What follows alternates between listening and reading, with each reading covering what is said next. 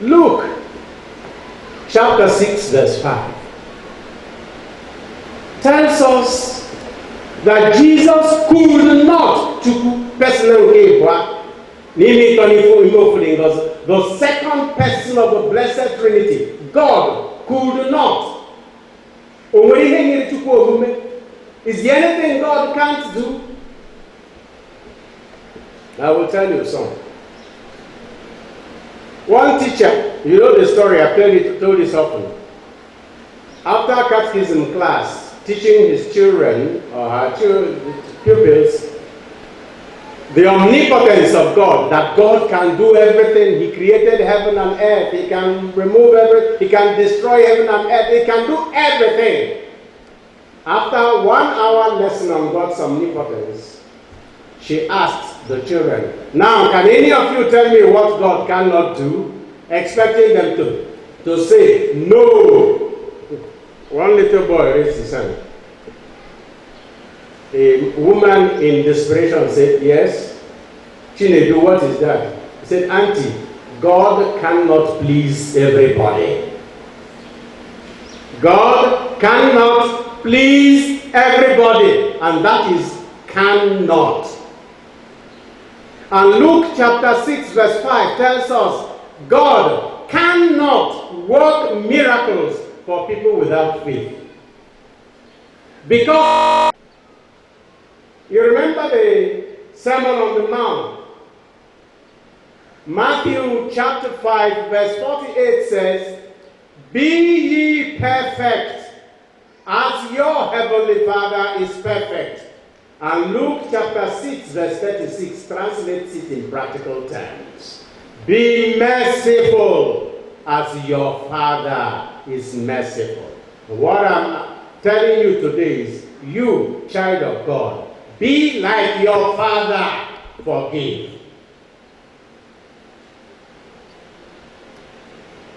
Forgiveness is even more difficult when the person who wronged you does not even ask for pardon and is claiming all rights.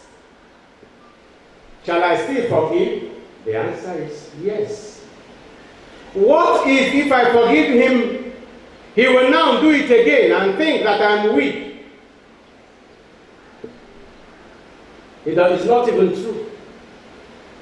Because forgiveness is not a sign of weakness, it's a sign of strength. Just like in an argument, those who will never accept that they are wrong are not the intelligent people.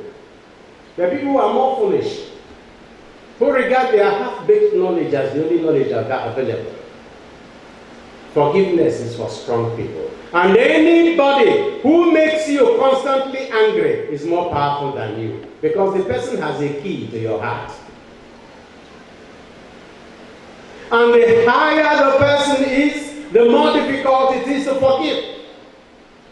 Now, why you have to forgive?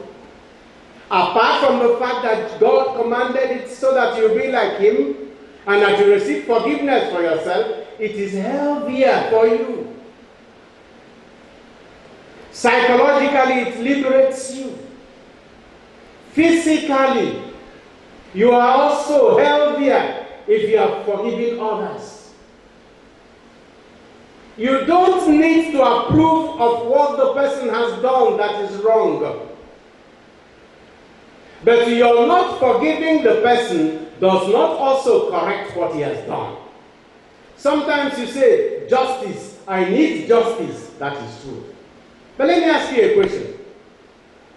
If somebody kills your son, how can you obtain justice? By killing the person? Will your son come back? If somebody rapes you, how can you obtain justice? Imprisonment? Will your innocence and purity come back?